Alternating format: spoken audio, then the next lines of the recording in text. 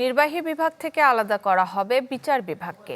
২০০৭ সালে এমন ঘোষণা দেয় তৎকালীন তত্ত্বাবধায়ক সরকার।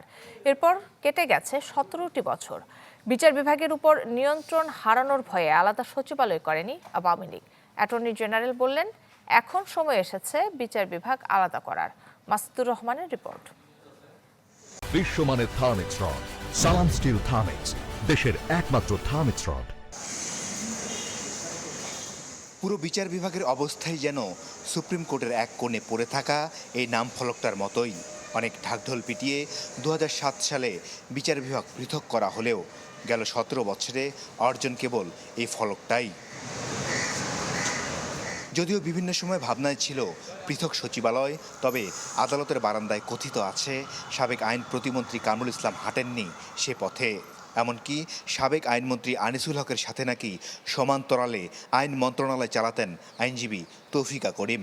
তার ইচ্ছেতেই বদলি হতো নিম্ন আদালতের বিচারক। প্রশ্ন হলো, কিভাবে এমনটা হলো?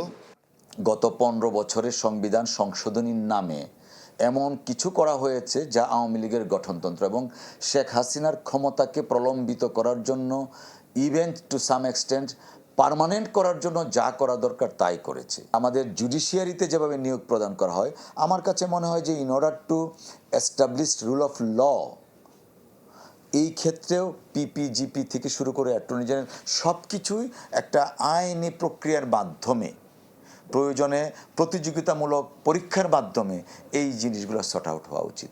সত্যিকার স্বাধীনতা নিহিত আছে অধস্তন বিচার বিভাগকে জুডিশিয়াল সেক্রেটারিয়েট প্রতিষ্ঠা করে বা বিচার বিভাগীয় সেক্রেটারিয়েট প্রতিষ্ঠা করে প্রকৃত অর্থে স্বাধীনতার স্বাদ উপলব্ধি করতে দেয়া। রাষ্ট্রের প্রধান আইন কর্মকর্তা মোহাম্মদ আসাদুজ্জামান বললেন, পৃথক সচিবালয় এখন জরুরি। বিচার বিভাগের স্বাধীনতা আটকে আছে এই একটি জায়গাতেই। খুন, গুম, আপনার লুটপাট সব কিছুই করেছে গণতন্ত্রকে রুদ্ধ করে। এর অন্যতম অংশীদার ছিল কিন্তু বিচার বিভাগও। এইটা কিন্তু সামনে আসছে না, ফলে বিচার বিভাগে নিশ্চয়ই আলাদা সচিবালয় হওয়া দরকার। অ্যাট দি সেম টাইম যাদেরকে আপনি সার্বভৌম ক্ষমতা দেবেন, তারা মানুষের অধিকার হরণের জন্য যাতে নিজেরা না ব্যবহৃত হন, সেটাও তাদের লক্ষ্য রাখতে হবে।